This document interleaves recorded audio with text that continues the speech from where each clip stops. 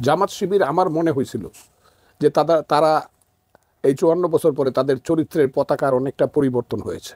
আমি যখন আজকে এই রিসোর্টে ঢুকছিলাম, আমার একটা জিনিসই মাথায় এসেছে, এই রিসোর্টের ছবি আমি কোথাও দেখেছি। আমাদের এই বাংলাদেশের একজন আলেমকে এখানে এসে অপদস্থ করেছেন। আসসালামু আলাইকুম ভাই ব্রাদার, কি খবর সবার? দর্শক, বিএনপি নেতা ফজলুর রহমান, এই লোকটার চিকিৎসা প্রয়োজন। বিএনপিকে অনুরোধ করবো যে একে একটু চিকিৎসা করান, কারণ জামাতের বিরুদ্ধে সমালোচনা করেন, জামাতের ভুল থাকলে সমস্যা তো নাই। তো বিএনপি অনেক নেতারা কিন্তু জামাতের বিরুদ্ধে সমালোচনা করে, তবে তাদের সমালোচনার ভিতরে যুক্তি প্রমাণ থাকে এবং গঠনমূলক সমালোচনা তারা করে। তবে এই লোকটা, শুধু এই লোকটাকে দেখতেছি, এবং বিএনপি হারুন ঠারুনার কয়েকটা আছে, এরা কয়েকজন মানে এরকমভাবে মানে লাগতেছে, মানে একেবারে ল্যাংটা করে ছাড়তেছে। তবে মানে তাদের কথা তারা ল্যাংটা করতেছে, তবে তারা যে জনগণের কাছে ল্যাংটা হয়ে যেতেছে, তাদেরকে জনগণ পাইলে যে পিঠে ল্যাংটা করে দেবে, এটা এরা বুঝতেছে না আর কি। সে কত কথা বলবো না। ফজলুর রহমান সাহেব আবারও জামায়াত শিবির সম্পর্কে কী বলছে, আমাদের কাছে ভিডিও আছে, আমরা দেখাবো। দর্শক, আল্লাহ মামুনুল হকের সাথে যেই নারায়ণগঞ্জের রয়্যাল রিসোর্টে যে ঘটনাগুলো ঘটেছিল, সেই বিষয় নিয়ে এবার কঠিন হুঙ্কার দিয়েছেন সমন্বয়ক সার্জিস আলম। তা আমাদের কাছে সেই ভিডিওটি আছে, সেটিও দেখা আগে চলুন দেখে আসি। বিএনপির এই ভারতের দালাল, বিএনপির ভিতরে ঘাপটে মেরে বসে আছে এই ফজলুর রহমান, তিনি কি বলছেন শুনে আসি, এরপর আমরা সার্জিস আলমের কথা শুনবো। জামাত শিবির আমার মনে হয়েছিল যে তারা এই 54 বছর পরে তাদের চরিত্রের পতাকার অনেকটা পরিবর্তন হয়েছে, এবং আমি দুই একদিন আমার প্রথম দিকের বক্তব্যে জামাত শিবির তাদের নেতৃত্ব, তাদের কথাবার্তা, আচার আচরণের প্রশংসাই করেছিলাম, এবং আমি খুব আশ্বস্ত হয়েছিলাম যে এই দেশটা বাংলাদেশের পথে চলবে। জামাত শিবিরের যেহেতু সম্বিত ফিরে এসেছে, যে 71-এ তারা ভুল করেছিল, এবং আমি এটাও বলেছিলাম তাদের উচিত হলে 71-এর ব্যাপারে ক্ষমা চাওয়া।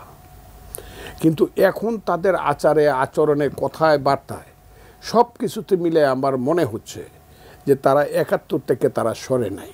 71-এ যে ভুল তারা করেছিল, সেই ভুলটা পাকিস্তানও কিন্তু তারা চায় নাই। জামাতরা কিন্তু পাকিস্তানও চায় না, এরা পাকিস্তানের বিরুদ্ধে ছিল, পাকিস্তান আন্দোলনের, আচ্ছা, বাংলাদেশেরও বিরুদ্ধে ছিল। তাহলে তাদের অবস্থানটা কি আসলে, তারা কি চাচ্ছে এখন? তারা যে জিনিসটা চাচ্ছে সেটা হলো যে একটা অন্ধকারের দিকে দেশকে নিয়ে যাওয়া। আমি বলেছি আজকে দুপুরবেলা একটা বক্তব্যে যে গভীর অন্ধকার হইলে টর্চ লাইট মারলে কিন্তু গভীর অন্ধকারটা বুঝে যায় পরিষ্কার, যে অন্ধকার সরে যায়, কিন্তু কুয়াশা হইলে কিন্তু গাড়ি চালানো যায় না, এটা কিন্তু লাইটে ধরে না।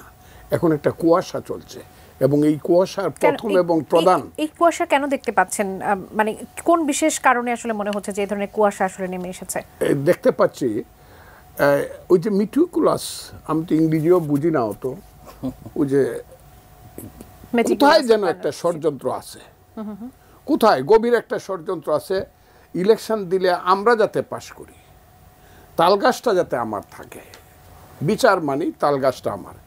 জামাত এই খেলায় যুক্ত হয়েছে এখন, এবং তারা যে যে দাবিগুলো করছে, সমস্ত দাবিগুলোই আমার কাছে মনে হয়েছিল তাদের দলে অনেক বেশি যৌক্তিক কথা বলার লোক আছে, চিন্তা করার লোক আছে, কিন্তু তারা এখন এক নাগারে বলছে স্থানীয় ইলেকশন দাও, আবার বলছে কি প্রপোর্শনেট গভর্নমেন্ট দাও, ইত্যাদি ইত্যাদি বলছে। একনল হ্যান্ড ওয়াশ 100% প্যারাবেন ফ্রি, তাই নিরাপদ হাতের জন্য আস্থা রাখুন একনলে।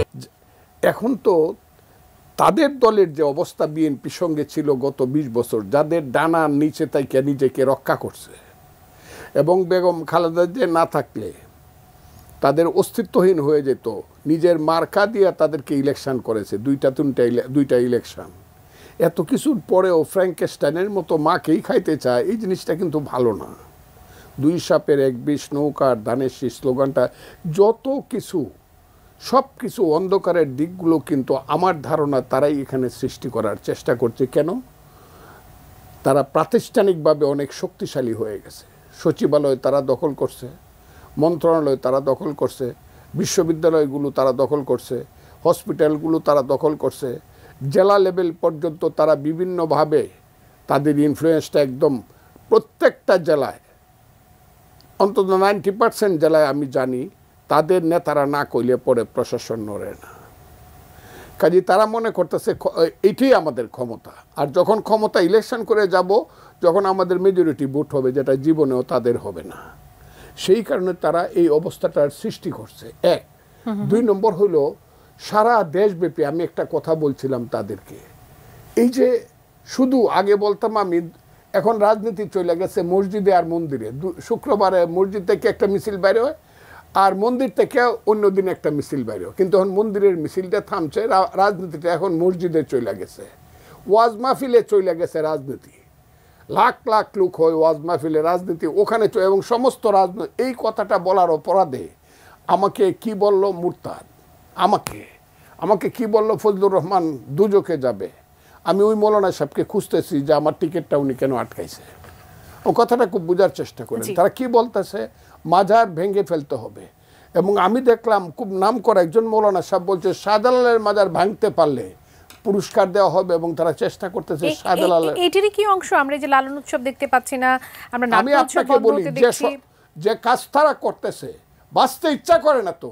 লালনের গান বন্ধ, এদেশে নাটক হইতে পারে না তাদের জন্য, এদের তাদের জন্য কোনো ধরনের যাত্রা গান কিচ্ছু হইতে পারে, কোনো সাংস্কৃতিক অনুষ্ঠান হইতে পারে না, তারা গিয়ে সবাই বাধা দেয়। তারা বলবে তো আমরা তো বাধা দিই না, এটা তৌহিদির জন্য তা বাধা দেয়। ওই যে মাহফুজ আলম যে কথাটা বইলা হইছে, বিতর্কিত হয়েছে তৌহিদির জন্য, কারা তৌহিদির জন্য তারা কারা আমরা চিনি না। আমি 64 সনে এই দেশে জন্ম রাজনীতি করছি না, 64 থেকে আমি 61 বছর যাবত এদের সবাইকে চিনি। এরা যখন সুযোগ পায়, আমি আর বলতে চাই না। মানে এই প্রশ্নটি যদি আমিও একটু জনগণের হয়ে জিজ্ঞেস করি, এই তৌহিদি জনতা আসলে কারা? হ্যাঁ, এই তৌহিদি জনতা আসলে কারা? এটা জামাত ইসলামের লোকজন, এরাই তৌহিদি জন। যখন হয় তৌহিদি জনতা, আবার যখন ওয়াজ মাহফিলে যায় মৌলানা সাহেব, আবার তারা যখন মিছিলে যায় তখন শিবির, আবার যখন ওই যে ইউটিউব 50,000 ইউটিউবের যে যারা আছে, এদের তো আল্লাহ টাকা পয়সা দিয়েছে, কোত্থেকে আনছে জানি না, সমস্ত এই প্রচার মাধ্যম তো তাদের। ইভেন আমি জানি না আমার কথা। দর্শক আপনারা শুনতে পেলেন এখানে আমাদের ফজলুর রহমান সাহেব। তো ভাই বিএনপির অসংখ্য নেতা আছে, তারা গঠনমূলক সমালোচনা করে, জামাতের ভুল আছে, হ্যাঁ অবশ্যই ভুল আছে, তো সেগুলো নিয়ে গঠনমূলক সমালোচনা করেন। মানে এই লোকটা মানে এরকমভাবে সমালোচনা করে, মানে জীবনে আর তাদের পাশে যায় তিনি বসতে পারবেন এরকম একটা অবস্থা। তো ভাই জীবনে ছোট বড় সবাইকে প্রয়োজন পড়ে, খারাপ ভালো সবারই প্রয়োজন পড়ে, এরকম কিছু করবেন না যাতে মানে একেবারে এর মুখ এ জীবনে না দেখে এরকম একটা বিষয় হয়ে যায়। হ্যাঁ, তো গঠনমূলক সমালোচনা করতে হবে। আর এই লোকটা আমি মনে করি যে ভারতের দালাল, রয়্যাল এজেন্ট, যাই দোষে কত কথা বলবো না। নারায়ণগঞ্জের রয়্যাল রিসোর্টে আল্লাহ মামুল হকের সাথে আসলে কি হয়েছিল এই বিষয়গুলো নিয়ে কঠিন হুঙ্কার দিয়েছেন সাজিদ আলম। চলুন আমরা সেই ভিডিওটি দেখে এসে পরে কথা বলবো। আমি যখন আজকে এই রিসোর্টে ঢুকছিলাম, আমার একটা জিনিসই মাথায় এসেছে, এই রিসোর্টের ছবি আমি কোথাও দেখেছি। আজকে থেকে কয়েক বছর আগে খুনি হাসিনা, তার দোসর এবং প্রশাসনের কতিপয় সদস্য ঐক্যবদ্ধভাবে আমাদের এই বাংলাদেশের একজন আলেমকে এখানে এসে অপদস্থ করেছেন। কিন্তু সবচেয়ে গুরুত্বপূর্ণ কথা হচ্ছে, সবার উপরে ওই খুনি হাসিনা নিজেকে মনে করেছিলেন, কিন্তু তার উপরেও যে একজন সৃষ্টিকর্তা আছে সেটা তিনি ভুলে গিয়েছিলেন। সবচেয়ে বড় কথা হচ্ছে, কেউ দেখুক আর না দেখুক, কেউ থাকুক আর না থাকুক, যদি সৃষ্টিকর্তা কাউকে অপদস্থ করতে চায় তাহলে কেউ তাকে আটকাতে পারবে না। খুনি হাসিনাকে দেখে এই শিক্ষা নেওয়া উচিত। একটা মানুষ মুখে চুন কালি মেখে দেশ ছাড়া হলেও যে অবস্থা হয়, তার চেয়ে জঘন্য অবস্থা তার হয়েছে। শুধু নিজে ডুবেননি, ওই নৌকাটাকে ডুবাননি, পুরা দেশের যত নেতা।